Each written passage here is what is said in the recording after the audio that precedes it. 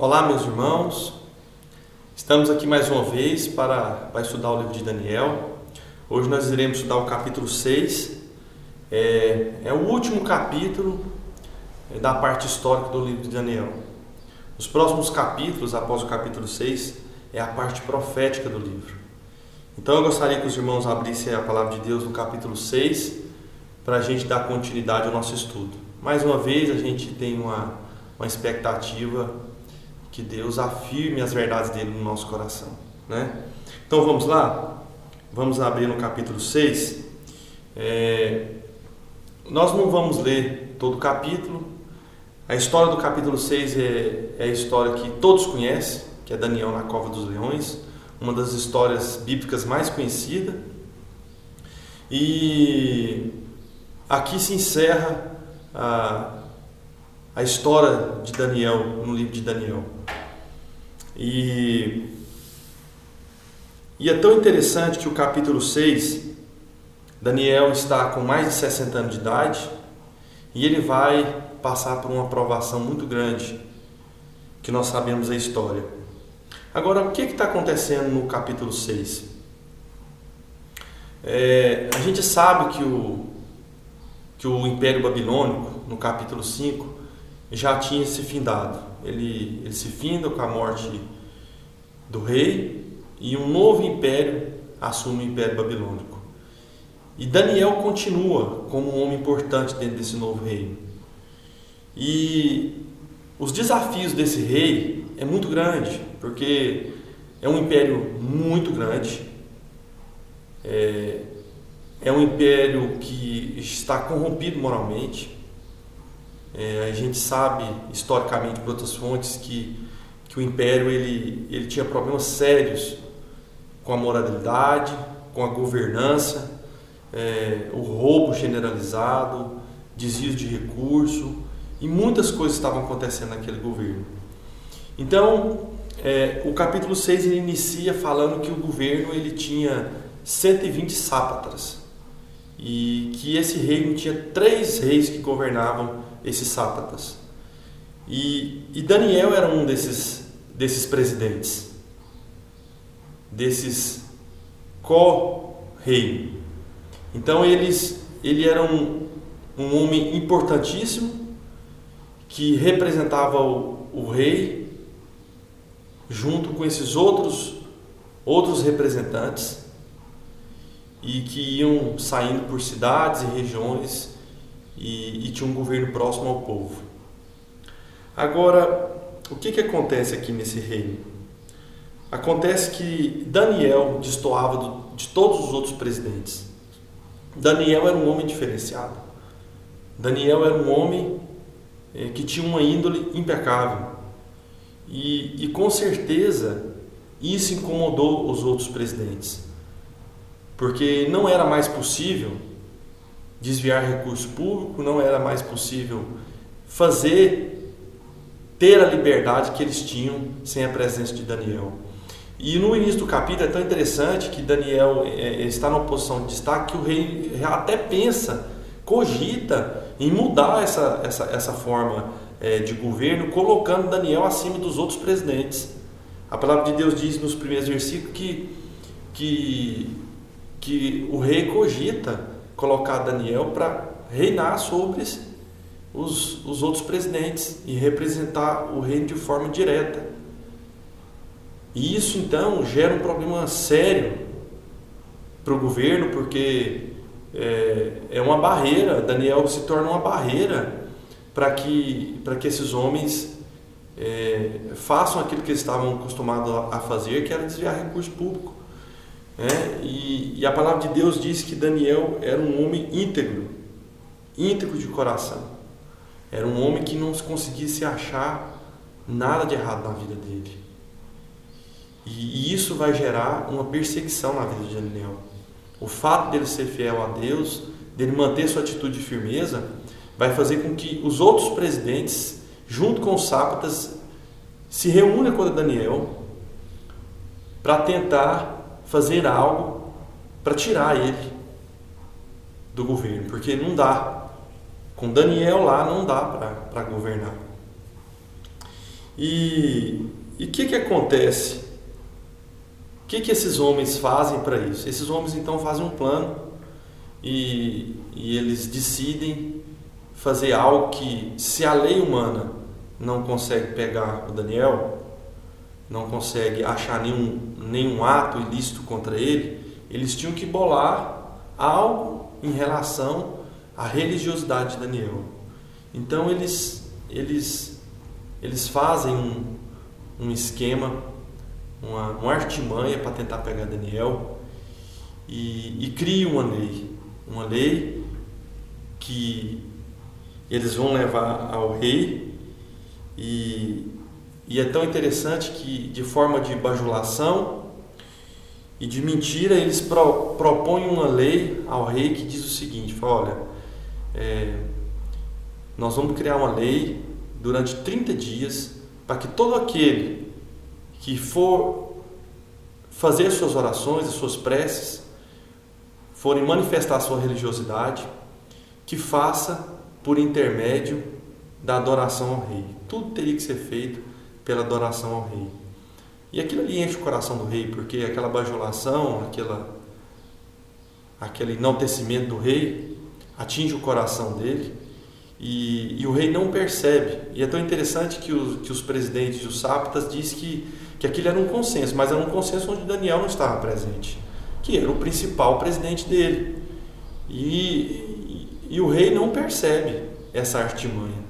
Então eles fazem esse edito, fazem essa lei, e o rei então assina, promulga essa lei, e era sabido que pela lei dos persas e pela lei dos medos, essa lei não poderia ser revogada. Ele poderia criar um outro decreto substituindo esse, mas ele teria um problema sério com a população, ele teria um problema sério com os próprios presidentes dele, e ele poderia sofrer consequências graves em relação à sua administração que já não estava fácil. Então o rei permite essa lei e não percebe que essa lei atingiria Daniel. E Daniel então fica sabendo dessa nova lei, e é tão interessante que a reação de Daniel, e a gente poderia imaginar como nós reagiríamos, porque é uma lei que tem a penalidade, uma pena capital, né? A cova dos leões seria uma cadeira elétrica hoje, né? Seria uma pena capital, uma lei com pena de morte, né? Então é algo muito sério, e todos aqueles que eram fiel a Deus com certeza foram impactados por essa lei e tiveram um confronto quando descobriram que isso estava acontecendo, né? Tiveram uma crise. E como que a palavra de Deus diz que Daniel reagiu? A palavra de Deus diz que Daniel continuou fazendo costumazmente aquilo que ele fazia, que era fazendo suas orações. Ele continuou com a mesma disciplina, ele continuou da mesma forma, fazendo as suas orações 3 vezes ao dia, de joelho, abria a janela do seu quarto, ou dos seus aposentos, ou do lugar que ele tinha na casa dele, e mirava para Jerusalém. Ele estava no exílio, e Daniel sempre sonhou com a volta para Jerusalém. E ele continuamente fazia a mesma coisa, mesmo depois da lei promulgada. E nós sabemos que Daniel era um homem público. Bem provável que a casa dele era cheia, e ele não se preocupou em esconder isso.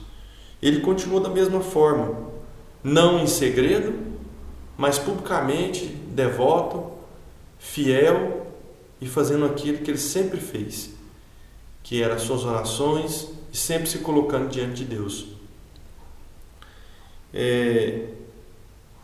E se a gente pergunta, será que esse homem de quase 70 anos que era Daniel, porque a história aqui do capítulo 3 para o capítulo 6 é muito curtinha, é muito sucinta, mas Daniel já não era um homem tão novo mais, né? E mesmo nessa idade ele se sentiu firme para continuar com sua devoção. E a gente se pergunta por que Daniel manteve-se firme a Deus depois de tanto tempo, depois de tanta coisa acontecer na vida dele, ele continua da mesma forma. E será que isso foi devido à maturidade da idade ou outra coisa? O texto não fala exatamente, porque ele não nos mostra o período de tempo, mas para a gente entender isso aqui, a gente tem que voltar lá no capítulo 1, versículo 8. E quando você vai ler o texto novamente, você percebe que essa característica de Daniel não era devido à idade dele. Daniel era assim desde moço. E lá no capítulo 1, versículo 8, é tão interessante aquele jovem que tinha aproximadamente 14 anos, ele já decidiu com firmeza não se contaminar pelas iguarias do rei. É muito interessante. Então, desde jovem, Daniel já adota uma postura de dizer não às coisas erradas ou dizer não àquilo que compromete o relacionamento dele com Deus. Aquilo era acostumado na vida de Daniel. E aí, quando você vai analisar esse aspecto, nesses primeiros capítulos do livro de Daniel, você vai ver que Daniel vai passando por muitas coisas e sempre ele reafirma seu posicionamento. E agora, no final da vida dele, isso não é diferente. Daniel continua da mesma forma. Ele continua fazendo o que é certo, continua fazendo aquilo que é correto, por fidelidade a Deus. Ele não muda o posicionamento dele. E à medida com que ele amadurece, aquilo fica mais forte no coração dele, vai dando mais firmeza. E é assim na vida espiritual. Porque a maneira que a gente vence o pecado, vence o errado e se posiciona a uma vida que glorifica a Deus, com certeza a nossa vida espiritual vai se tornando mais forte. A nossa vida espiritual vai se tornando mais firme e as nossas convicções vão sendo afirmadas no nosso coração, né? A intimidade de Daniel com Deus aumenta a cada ano e a cada experiência que ele tinha, a cada situação onde ele era experimentado, ele via o mover de Deus e via que aquele Deus na vida dele era um Deus real. Então isso acompanha Daniel desde moço.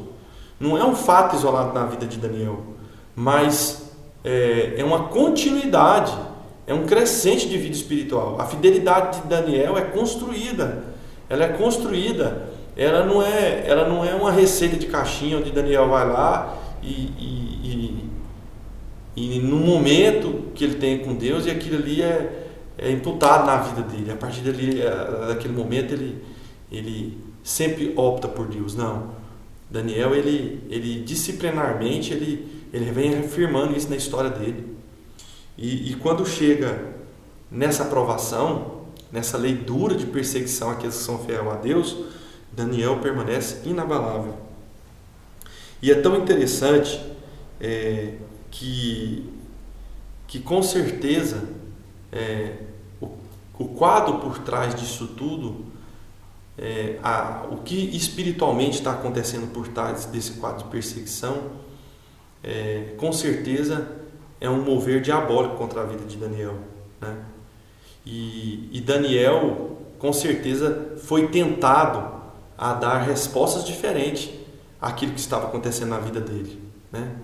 E se a gente for pensar nas várias respostas que Daniel poderia dar, a gente com certeza vai achar várias respostas lógicas que poderiam ter permeado o coração de Daniel para que ele pudesse falar: eu posso manter minha convicção interna, eu posso fazer minhas orações em silêncio. Afinal, Daniel não tinha acesso ao Novo Testamento, mas nós sabemos que tem uma passagem bíblica que Deus fala: entra para o seu quarto. Jesus falou, né? Quando vocês orarem, entra para o seu quarto, ore em silêncio, ore em segredo, que o Pai em segredo escutará vocês. Daniel poderia ter falado: olha, eu posso manter minha convicção firme de coração e eu só externamente fazer aquilo que o rei pede, né? Ele poderia ter feito isso. E naqueles períodos de 3 orações ao dia, com certeza o diabo colocou várias coisas na cabeça de Daniel para que ele flexibilizasse e não mantivesse uma postura firme em relação aos princípios da vida espiritual dele. Mas Daniel se mantém firme, inabalável e continua na mesma direção, fiel a Deus com suas orações, com a sua vida espiritual cotidiana, pública, sem esconder de ninguém. E aí ele dá um motivo para que os outros presidentes e os sátrapas levassem ao rei que Daniel era um homem desobediente, um homem infiel. É uma mentira. Primeiro eles bajulam um rei, depois eles jogam a mentira, e a gente vai vendo aqui que a mesma artimanha do diabo se repete, né? Como o diabo faz isso no Jardim do Éden e faz isso no decorrer de todas as escrituras, sempre bajulando, como ele fez com Eva, e falando: não, você pode comer da árvore do jardim e você não morrerá, nada de mal vai acontecer com você, né? Vocês vão ter o conhecimento do bem e do mal. E os presidentes bajulam o rei e falam: não, rei, isso aqui vai unificar o reinado seu, né? E o rei promulga aquela lei, e Daniel então é visto como um traidor do reinado, né? E é tão nítido como Daniel resiste ao diabo, porque em nenhum momento ele vacila, em nenhum momento ele muda a atitude dele, e ele resiste ao diabo, e com certeza Daniel sabia aquilo que estaria por vir. Ele sabia que ele iria para a cova dos leões, né? Ele sabia o que iria acontecer com ele, mas ele resiste, né? E a gente pode lembrar de 2 textos na palavra de Deus, e a gente vai ver o que acontece, essa resistência de Daniel, essa confiança dele em Deus, para deixar os resultados com Deus. Não importa o que aconteça, vai fazer com que o desfecho da história seja um desfecho onde Deus é glorificado, onde Deus é colocado em primeiro lugar, e a gente vai ver como que Deus honra Daniel, né? E como Deus livra Daniel, né? E a gente vai ver também que Deus também poderia não ter livrado Daniel, né? Daniel poderia ter morrido nas covas dos leões. Daniel poderia ter sido um mártir. Mas a história de Daniel, no capítulo 6, aponta para o remanescente fiel. E aqui a gente vai vendo como a história do livro de Daniel começa desde o primeiro capítulo a formar um arcabouço apontando para Jesus.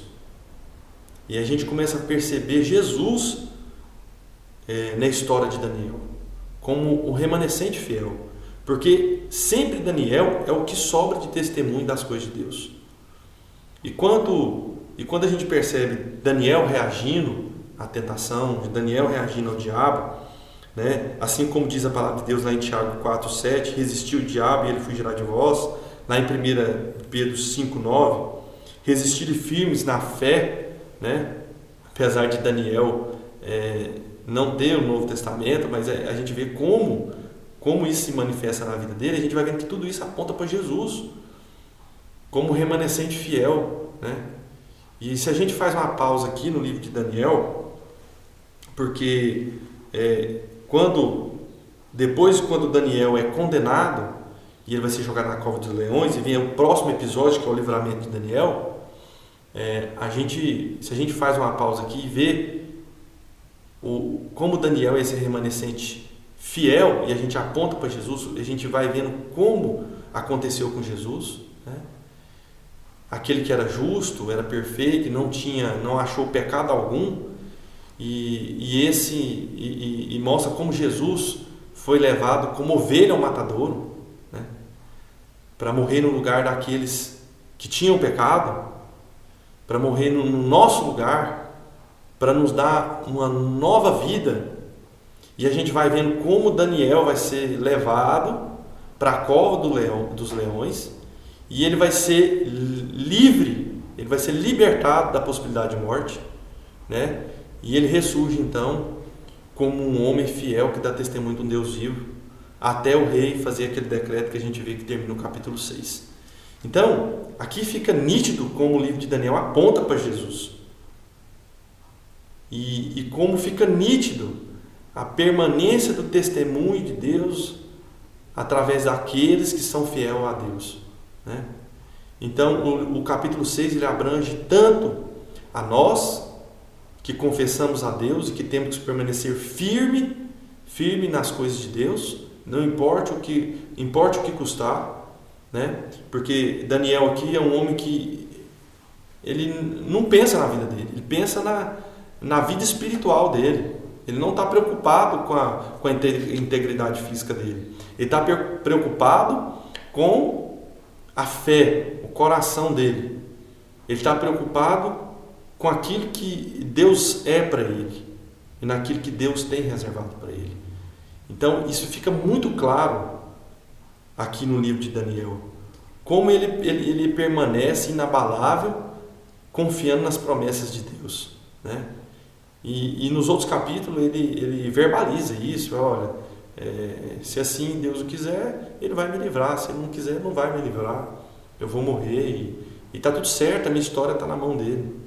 Então, é muito claro isso, e é muito claro como aponta para Jesus, né? Muitos perguntam assim, como que a gente enxerga Jesus no Antigo Testamento, né? E a gente vai vendo como a palavra de Deus ela é fiel e como vai nos trazendo Jesus em tantos livros, em tantos exemplos, em tantas histórias do Antigo Testamento. E Daniel é um remanescente fiel que aponta para Jesus, né? Que veio para nos salvar e que tem perfeitamente todos os aspectos, né, de santidade, de firmeza, de fidelidade, de santidade, e que cumpre tanto a necessidade da lei, né, como o amor, como a santidade de Deus Pai, como a justiça de Deus Pai, em todos os aspectos, né? E a gente vai ver que depois do capítulo 6 do livro de Daniel, apesar de não ter essa história mais da vida de Daniel, que aponta para Jesus, mas agora vai ter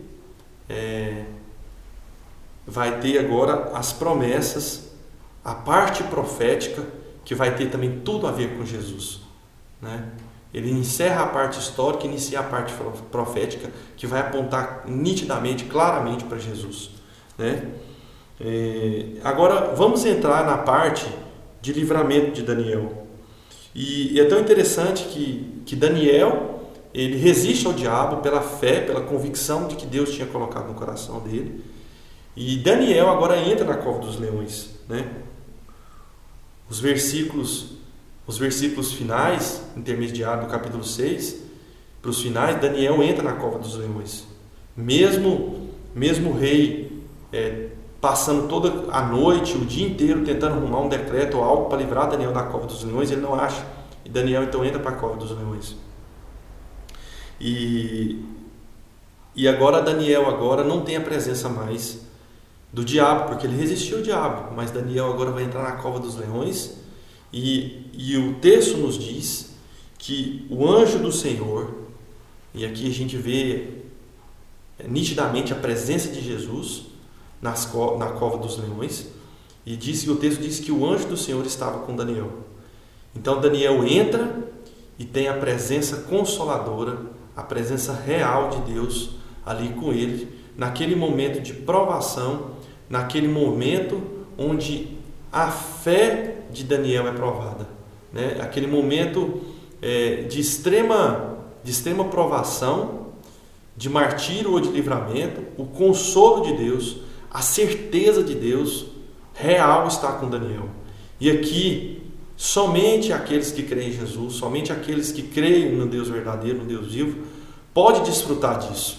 E isso aqui é algo maravilhoso, porque em momento nenhum da palavra de Deus, nem do livro de Daniel, Deus nos diz que vai nos livrar das provações, que vai nos livrar de alguma coisa, de algum acontecimento que possa trazer pavor a nós, que possa trazer medo, que possa trazer risco de vida, né? Mas a palavra de Deus mostra claramente que Deus está presente, que o anjo do Senhor estava com ele, Jesus está presente, e nós sabemos, porque assim diz a palavra de Deus e os testemunhos daqueles que vieram antes de nós, como o Espírito Santo é derramado sobre nossas vidas, né? E a gente sabe que a presença real do Espírito Santo em nossas vidas, ela é percebida de maneira muito clara, consoladora, amorosa, cuidadora sobre nós, né? De maneira que a gente sente a presença verdadeira de Deus. E assim o texto vai construindo. Daniel entra na cova dos leões e ele não é livrado, mas Deus está junto com Daniel, né? E a gente vê aqui a construção, mais uma vez eu repito, de como Daniel aponta para Jesus, né? E como Daniel tem a presença, a materialização da promessa de Deus, que não o abandonaria, que estaria sempre com ele, né? E para a gente finalizar o texto, a nossa meditação de hoje, eu queria que a gente abrisse no capítulo 8 de Romanos, onde vai mostrar justamente essa promessa de Deus sobre nossas vidas. Porque lá no capítulo 8 de Romanos, versículo 8, é um texto onde Deus fala que nenhum desses sofrimentos, nada dessas provações, nada daquilo que possa trazer medo para nós, ou pavor, ou nenhuma dessas provações, e ele vai dando uma lista de coisas aqui. Lá no livro de Coríntios também, o apóstolo Paulo fala de uma lista de coisas, uma lista de sofrimentos que nós como crentes podemos passar em nossas vidas. E depois em Romanos capítulo 8, né, tem um trecho aí do capítulo 8, versículo 35 a 39, depois tem aqui no versículo 18, fala que nada disso pode nos separar do amor de Deus, né? E isso torna-se real no coração de Daniel, e aquilo, a cova dos leões, não separa do amor de Deus. E Daniel entra lá, passa-se toda aquela noite, o rei não dorme, e no dia seguinte o rei vai lá abrir a pedra que ele tinha colocado o selo, e quando ele olha, ele estava esperando ver Daniel em pedaço, ou o que sobrasse dele, e o que ele acha é Daniel com a voz firme falando que estava vivo e que Deus o tinha livrado, porque não tinha achado nada de injusto, nem contra Deus e nem contra o rei. E a gente vê aqui um encerramento maravilhoso da providência divina, de um livramento de Deus sobre a vida de Daniel, e a preservação do testemunho de Deus para as gerações seguintes e para aquele povo que vivia naquele momento, porque o rei lança um decreto dizendo que a partir de agora todos deveriam adorar o rei de Daniel, porque era o único Deus verdadeiro, né? E a gente vê como Deus preserva isso no decorrer da história e sempre reserva o remanescente fiel, né? Apontando para nós que somos povo de Deus, que também seremos perseguidos e que também devemos nos posicionar, né, diante daquilo que nos impele a ser contra as coisas de Deus, mostrando que Daniel é um exemplo que devemos seguir firmes, inabaláveis, confiando que o Senhor proverá o resultado de todas as coisas, ou tirando a nossa vida, ou a preservando, mas tudo para a glória de Deus e para a glória do Evangelho, né? E a gente vê como isso fez com que o Evangelho fosse propagado na época de Daniel, onde o nome de Deus foi conhecido e reconhecido como o único Deus vivo, né? E a gente tem que entender como mensagem ao nosso coração, para que a gente resista às tentações do diabo, resista àquilo que nos leve a flexibilizar a nossa santidade e flexibilizar aquilo que Deus quer que a gente não flexibilize, que é a nossa santidade, que é a nossa fidelidade para Ele. E só para a gente concluir e encerrar o estudo de hoje, nós estamos com o tempo avançado, um dia, meus irmãos, todos nós estaremos diante de um tribunal divino, né? E alguns terão Jesus como seu sumo advogado. Agora, um dia, muitos entrarão também na cova, mas não dos leões, mas na cova do leão de Judá. Essa cova será uma cova justa, perfeita, santa, que não admitirá pecado algum, né? E o texto aqui do livro de Daniel mostra que aqueles homens que tinham feito isso com Daniel, foi jogado eles, as mulheres deles e as crianças deles dentro da cova dos leões. E a palavra de Deus não diz que assim fez Deus, né? Mas diz que um rei não convertido, um rei que não tinha temor de Deus, o fez. E é evidente que é um episódio muito triste, que é algo terrível. A palavra de Deus diz que mal eles chegaram no fundo da cova dos leões, os leões já estraçalharam todos eles e despedaçaram todos os ossos do corpo deles, né? Mas aponta para o juízo de Deus, essa parte, né? Essa parte do texto aponta para o juízo de Deus. E Daniel foi um homem que preferiu a glória de Deus do que os prazeres e os livramentos momentâneos daquilo que o mundo tinha a oferecer para ele, né? Ele poderia ter se acovardado, ele poderia ter dado um jeito de ter evitado o conflito e adequado a vida dele às situações que o desafiava, mas ele não o fez, né?